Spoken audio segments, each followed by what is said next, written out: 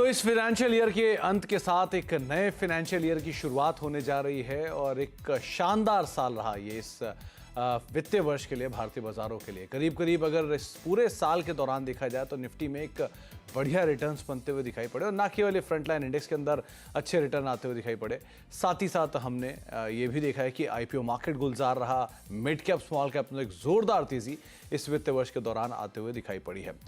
तो इस साल हमने भी ये सोचा कि इस वित्तीय वर्ष की क्लोजिंग के साथ ही हम नए वित्तीय वर्ष की शुरुआत होगी और अपने दो जानकार हमारे साथ मौजूद रहेंगे। हमारे साथ बातचीत करने के लिए अमरीश बालिका रहेंगे और साथ साथ आस्था जैन भी रहेंगे, जिनसे हम बातचीत करेंगे मार्केट्स को लेकर भी और साथ ही साथ उनसे ये भी हम जानने की कोशिश करेंगे कि अगले वित्तीय वर्ष के लिए किन शेयरों पर इस समय पर दांव लगाना ज़्यादा बेहतर रहेगा। तो उनसे बातचीत करने से पहले इस वित्तीय वर्ष के कुछ नंबर्स के ऊपर बातचीत कर लेते हैं, कैसे आंकड़े रहे हैं और किस तरह की सिचुएशंस इस वित्तीय वर्ष के दौरान होते हुए दिखाई पड़ी है।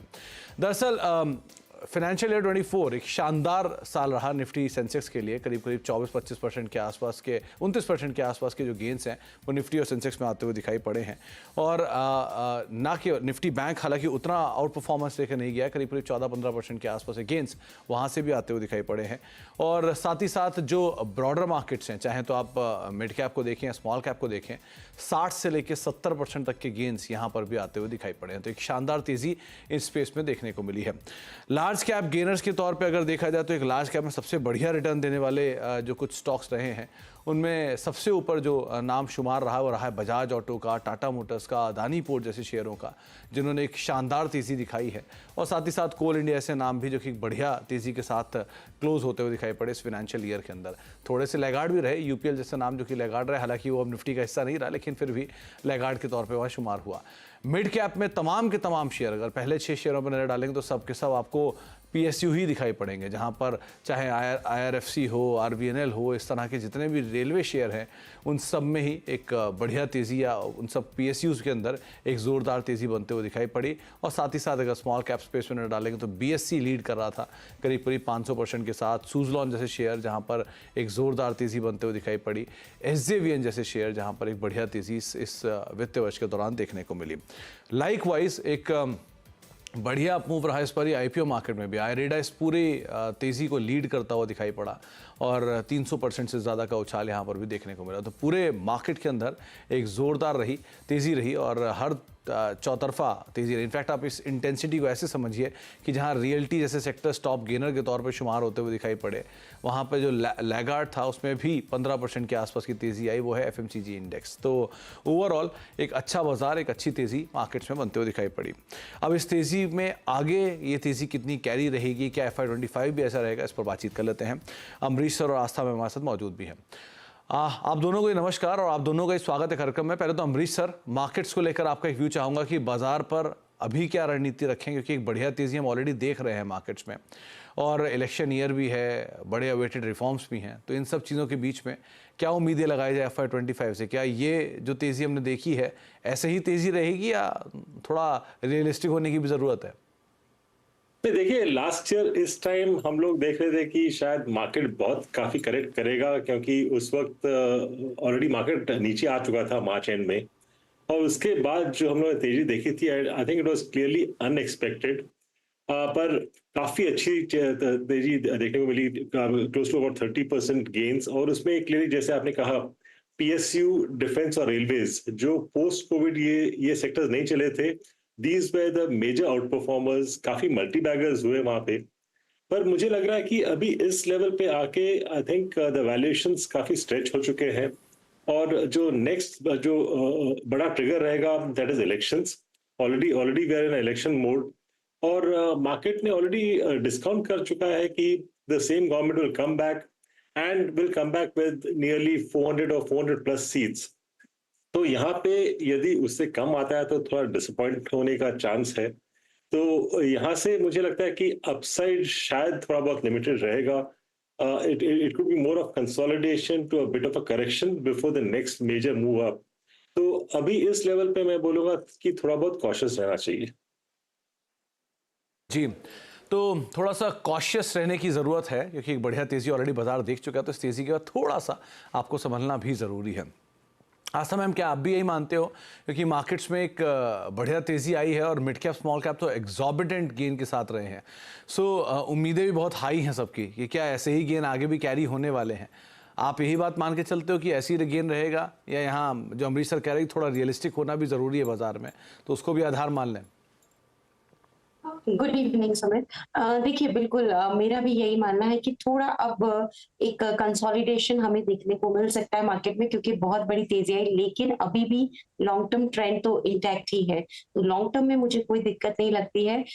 डेफिनेटली काफी इंपॉर्टेंट इवेंट लाइंड अप है जिसमें इलेक्शन सबसे मेजर है, तो उस पर तो नजर रहेगी। इनफैक्ट यूएसए में भी इलेक्शन इसी ईयर है, तो वो भी एक नजर में रहेगा। और एक चीज जो थोड़ा सा मुझे एक इम्पोर्टेंट इवेंट हो चुका है बैंक ऑफ जापान का, वहां पे भी हमें एक नजर बना के रखनी चाहिए, क्योंकि हमने देखा है कि काफी सालों बाद वहां से एक सुगबुगाहट चालू हुई है, तो वो एक हमें वहां पे भी नजर बनानी चाहिए। बट इंडियन मार्केट्स के खुद के फंडामेंटल्स इतने स्ट्रांग हैं कि मुझे लगता है ये सब इवेंट से थोड़ा बहुत ऊपर नीचे होता रहेगा, बट अल्टीमेटली ट्रेंड क्योंकि अपसाइड का रहेगा और सब कुछ अच्छा रहा, तो हम निफ्टी में एक बार 23,000 तक के भी लेवल्स मान रहे हैं, लेकिन लॉन्ग टर्म में। पर हाँ, हाल फिलहाल में मैं भी अमरीश सर के साथ अग्री कर रही हूँ, थोड़ा सा अभी कॉशियसली यहाँ पे काम करें। और इलेक्शन का मंथ है, अप्रैल और मई में तो इलेक्शंस रहेंगे और साथ में रिजल्ट्स भी आने लगेंगे, तो ये 1-2 महीने थोड़ा सावधानी से ही काम करें। और रिजल्ट्स आने के बाद कंपनियों को, बढ़िया कंपनियों में ही मेरे हिसाब से अगर इन्वेस्टमेंट करेंगे तो ज्यादा अच्छे यहाँ पे रिटर्न्स देखने को मिलेंगे। जी, तो थोड़ा कॉशियस रहने की ज़रूरत है नियर टर्म में। ओवरऑल तो फंडामेंटल इंटैक्ट हैं, लेकिन हाँ, नियर टर्म में थोड़ा बहुत कॉशियस की ज़रूरत यहाँ पर ज़रूर है। अमरीश सर, पहले तो आप, इस सिचुएशन में सबसे मुश्किल समय होता है कॉल्स लेने का कि अब यहाँ से अब क्या होगा आगे बाजार में, तो ऐसी सिचुएशन में पहली कॉल आपकी तरफ से? मेरा पहला कॉल होगा एचडीएफसी लाइफ। थोड़ा बहुत अंडर परफॉर्मर रहा है, so it's more of a contra bet at this point of time. Among the largest life insurance companies है, करीब 19.8% मार्केट शेयर है इनका। नंबर 2 है in terms of overall new business receive premium. इनका AUM करीब 2.8 लाख करोड़ का है और 13 मंथ परसिस्टेंसी, जो एक इंपॉर्टेंट पैरामीटर होता है, दैट्स अबाउट 86%, जो काफी अच्छा है। 2 लाख से ज्यादा इनके एजेंट्स हैं, 90 बैंका पार्टनरशिप्स हैं, एचडीएफसी ब्रांचेस के अलावा करीब 500 इनके ओन ब्रांचेस हैं। फोकस है क्लियरली टियर 2 टियर 3 सिटीज और टाउन्स पे। इनके जो Q3 के जो नंबर आए थे थोड़े बहुत डिसअपॉइंट किए थे, इसलिए स्टॉक करेक्ट किया था, पर उसके बाद हम लोगों ने काफी अच्छा बाउंस बैक देखा और अभी मोमेंटम पकड़ लिया है। सुपीरियर प्रोडक्ट मिक्स है इनका with a very good strong distribution network, और I think this will in fact drive the growth going ahead. और इंडिया में भी अभी देखें तो जो इंश्योरेंस मार्केट है काफी अंडर इंश्योर्ड है, about 3.2% of the population is insured, तो काफी कम है। तो नेक्स्ट 10 साल में इट्स एक्सपेक्टेड कि जो इंश्योरेबल पॉपुलेशन है यहाँ से डबल हो जाएगा, it will be about 100 crore individuals. तो HDFC Life I think can really utilise this opportunity. उनका वैल्यूएशन देखें तो it is less than about like 2x embedded value of FY26। तो यहाँ पे मेरा टारगेट बनता है करीब 750 का, with an EPS of about 10.5 in FY26। वैसे भी ये पूरे ग्रुप की तरफ से भी अंडर परफॉर्मेंस है और एक अंडर पेनिट्रेटेड इकोनॉमी में हम हैं इंश्योरेंस रिलेटेड, तो उसका भी एक बड़ा बेनिफिट शायद आता हुआ दिखाई पड़े। तो एचडीएफसी लाइफ पहला नाम रहेगा। 750 के टारगेट्स के लिए आप इस पर लॉन्ग साइड पे जा सकते हैं। हाईली अंडर परफॉर्मिंग स्टॉक रहा है विद टाइम। आस्था मैम, पहला नाम आपकी तरफ से? पहला नाम सीजी पावर रहेगा मेरी तरफ से। सबसे पहले टारगेट देखा जाए तो 590 तक के टारगेट्स हमें इस काउंटर पे देखने को मिल सकते हैं लॉन्ग टर्म में।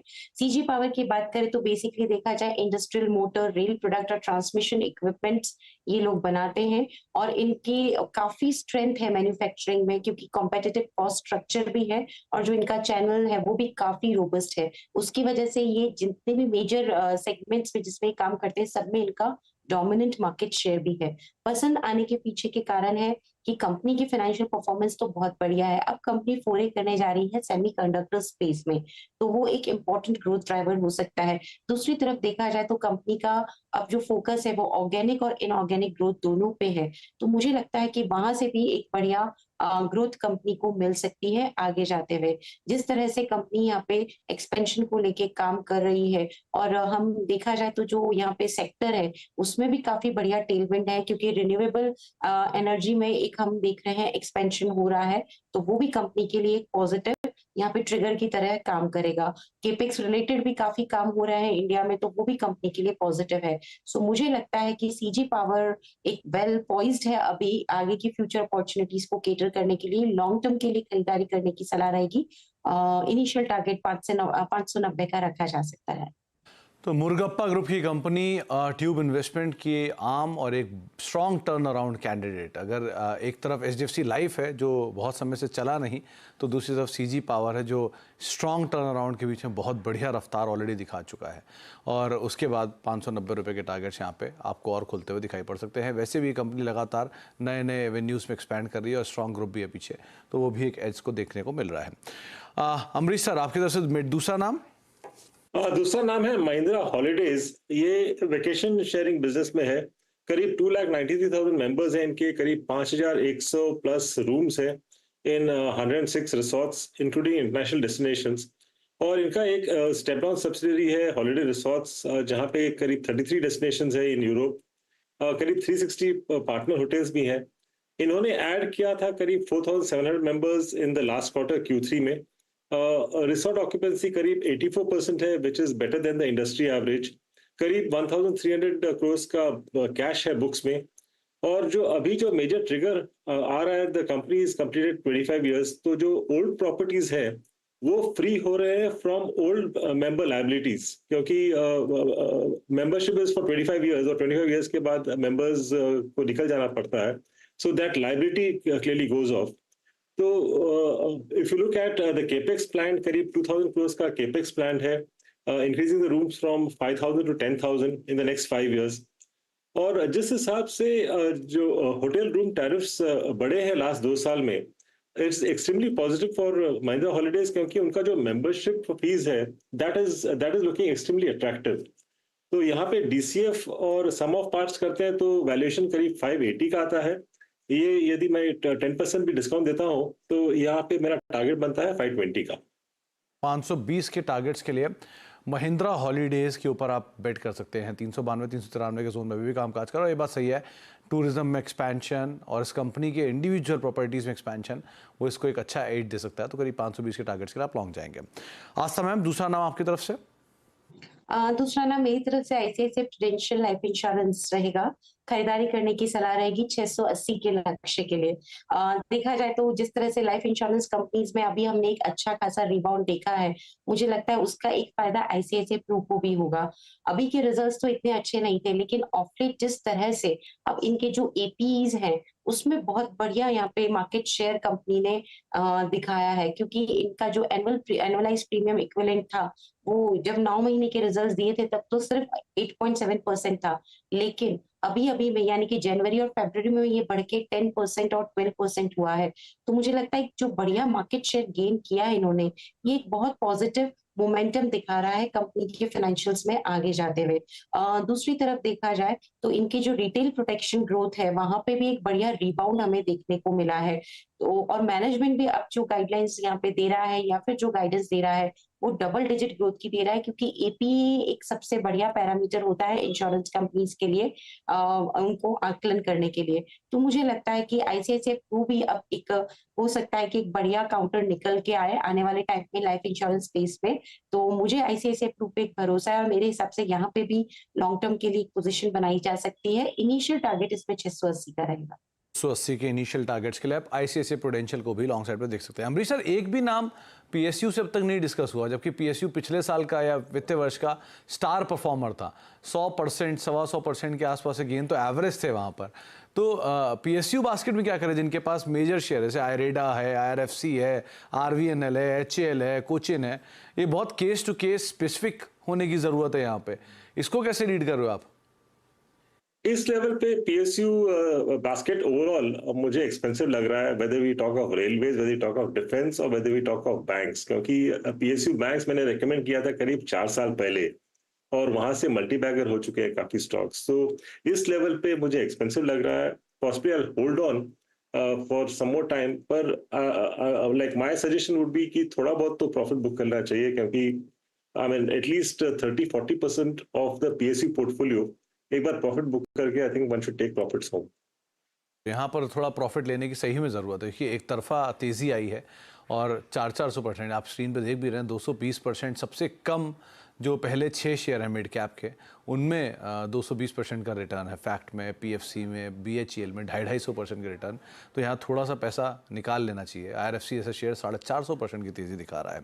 आज समय में दूसरा सेक्टर है रेलवेज, माफ़ कीजिएगा रियल एस्टेट, क्योंकि सेक्टर वाइज सरप्राइज था ये किसी को उम्मीद नहीं थी कि इस तरह की बड़ी तेज़ी रियल एस्टेट में आ जाएगी, और एक बड़ी तेज़ी यहाँ देखने को मिली है। 150%, 125% ये भी चला है। सो यहाँ पर क्या करें? यहाँ भी क्या केस टू केस बेसिस पे देखना होगा? जी बिल्कुल, देखिए रियल एस्टेट में हमने एक बढ़िया तेज़ी देखी और एक तरह से काफ़ी समय से एक अंडर परफॉर्मर सेक्टर था ये।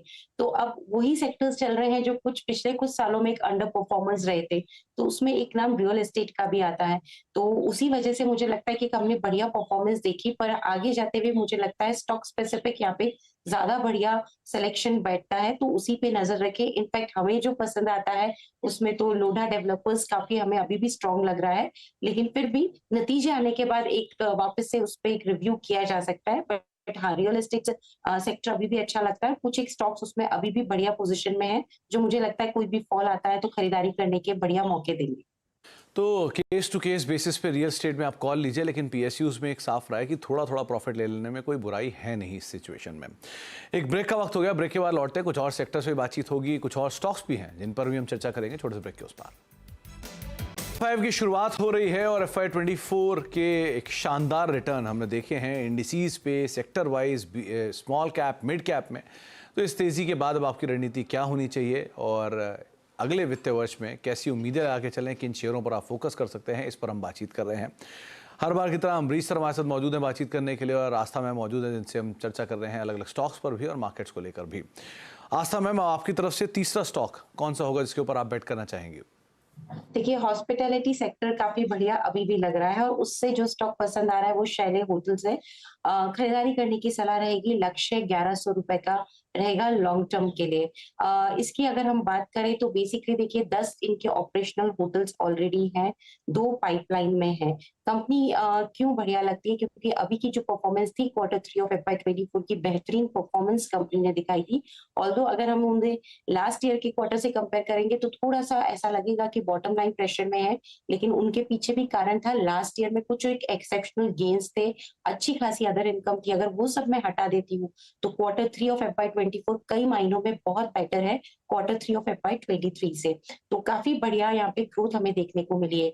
आगे जाते हुए भी कंपनी का जो फोकस है वो काफ़ी बढ़िया है। ये और इनकी प्रोजेक्ट पाइपलाइन काफ़ी ज़्यादा स्ट्रॉन्ग है। यहाँ पे तकरीबन 400 कीज़ ये एडिशनल ऑपरेशनल करने की बात कर रहे हैं, तो मुझे लगता है वो एक बेहतरीन ग्रोथ ड्राइवर होगा। दूसरी तरफ अगर मैं एबिटा मार्जिन्स की भी बात करूँ, तो बेहद शानदार एबिटा मार्जिन है, जो इनके पेयर्स के मुकाबले काफ़ी स्ट्रॉन्ग कंपनी ने डिलीवर किए हैं।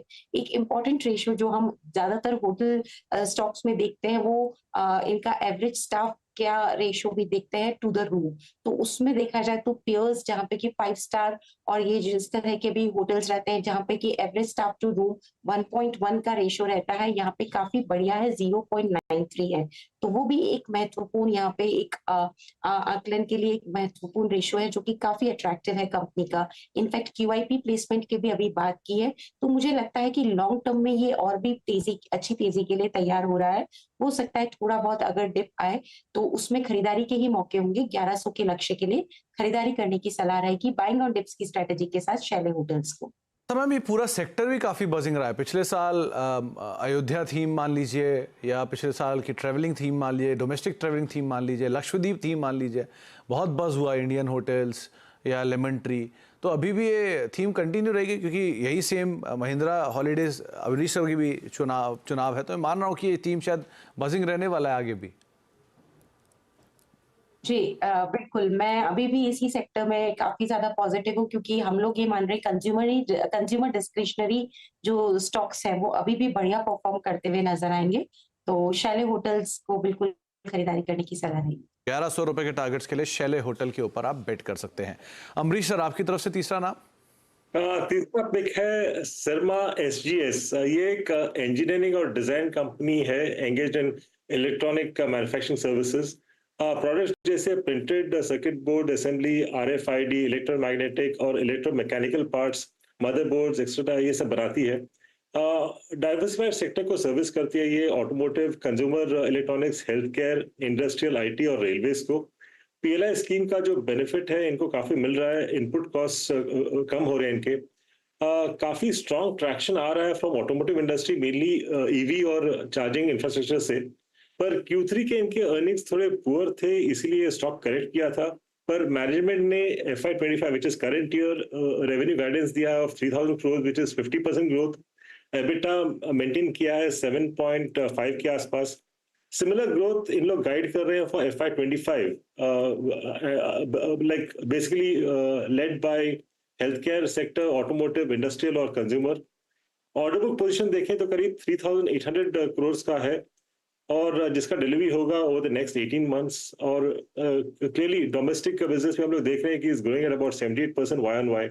तो यहाँ पे मेरा EPS का अनुमान है फॉर FY26 करीब 16.5 का, और इससे मेरा टारगेट बनता है 660 का। तो 660 के आसपास के टारगेट्स के लिए आप सिरमा एसजीएस को देख सकते हैं। अमरीश सर, एक सेक्टर और है जो बहुत अंडर परफॉर्मर रहा है इस बारी, वो है बैंकिंग। आप PSU बैंक को देख लेंगे तो अच्छा ही दिखेगा, लेकिन निफ्टी बैंक को देखेंगे तो सिर्फ 15% का गेन है, जो कि निफ्टी से भी नीचे ही आया है। तो उसमें भी सबसे बड़ा हैवी वेट HDFC बैंक जो पार्टिसिपेट नहीं करके गया। सो बैंक्स में क्या मान के चले हम, कैसी उम्मीदें आने वाली हैं आगे आने वाले समय में? देखिए, बैंक्स ओवरऑल मुझे यहाँ से बहुत अपसाइड लगता नहीं है, क्योंकि I think the best is already priced in. जो उनके निम्स एक्सपैंड किए थे, that is the time we saw most of the banking perform. पर अभी हम लोग देख रहे हैं कि NIMs will start contracting, specially with the interest rates going down over the next 6 months. और यहाँ पे जो मोस्ट अंडर परफॉर्म करेगा मुझे लगता है कि PSU बैंक्स, क्योंकि we have seen extremely good performance in the last 12 months. पर वहां पे प्राइवेट सेक्टर बैंक्स ने उतना अच्छा परफॉर्म नहीं किया है। I mean despite performing well post Covid, like 2 to 3 years हमने काफी अच्छा परफॉर्मेंस देखा है। उसके बाद लास्ट 1 ईयर में थोड़ा बहुत अंडर परफॉर्मेंस देखा है from the private sector players. तो वहां पे शायद थोड़ा बहुत अपसाइड आ सकता है, and specially for HDFC bank. I mean that is my best pick in that space. वहां पे मेरा टारगेट बन रहा है करीब 1740 1750 का। अदरवाइज ओवरऑल बैंकिंग स्पेस में मैं बोलूंगा कि इस लेवल पे एक बार प्रॉफिट बुक कर लेना चाहिए, specially in the PSU space. तो PSU बैंकिंग में तो वैसे भी थोड़ा प्रॉफिट ले लेना चाहिए, लेकिन हाँ, जो अंडर परफॉर्मर्स हैं स्पेशली लार्ज कैप बैंक्स, उन पे आप जरूर एक बार को बेट कर सकते हो। जाने से पहले जरा एक बार तीनों ही जानकारों की जो दोनों जानकारों की 3 पिक्स आई हैं वो एक बार लेकर आइए। सबसे पहले शुरुआत करते हैं अमरीश सर की पिक्स के साथ, और HDFC लाइफ के साथ उन्होंने बेट किया है 750 रुपये के टारगेट्स के लिए। महिंद्रा हॉलीडेज जो ट्रैवलिंग थीम है उसको प्ले करने के लिए 520 रुपये के टारगेट्स के लिए, और सिरमा SCS, इसका जिक्र कम होता है लेकिन ये बढ़िया तेज़ी से IPO के बाद दिखाई थी, करीब 660 रुपये के टारगेट्स के लिए आप इसके ऊपर ही बेट कर सकते हैं। आस्था की तरफ से CG पावर, एक स्ट्रॉन्ग टर्न अराउंड स्टोरी और मुर्गप्पा ग्रुप की एक कंपनी, 590 रुपये के टारगेट्स के लिए आप इस पर लॉन्ग जा सकते हैं। इंश्योरेंस स्पेस से आप ICICI प्रूडेंशियल को भी बेट कर सकते हैं करीब 680 रुपये के टारगेट्स के लिए। और साथ ही साथ अगर आप हॉलीडे और रिजॉर्ट थीम को प्ले करना चाह रहे हैं या फिर होटल थीम को प्ले करना चाह रहे हैं तो शैले होटल एक और नाम है, 1100 रुपये के टारगेट्स के लिए आप इसके ऊपर भी बेट कर सकते हैं। अमरीश सर, आपका भी बहुत बहुत शुक्रिया, और आस्था मैम आपका भी बहुत बहुत शुक्रिया हमारे साथ बने रहने के लिए और बाजार पर रियलिस्टिक पिक्चर बताने के लिए, और साथ ही साथ तमाम शेयरों पर भी हमसे चर्चा करने के लिए। एक ब्रेक का वक्त है, और ब्रेक के उस पार भी आगे भी खबरों का सिलसिला बना रहेगा, लेकिन उम्मीद करते हैं कि जिस तरह से बढ़िया रिटर्न FY24 में रहा, आगे FY25 भी इसी तरह ही बनता हुआ दिखाई पड़े। इसी नोट के साथ फिलहाल इसका इतना ही। नमस्कार।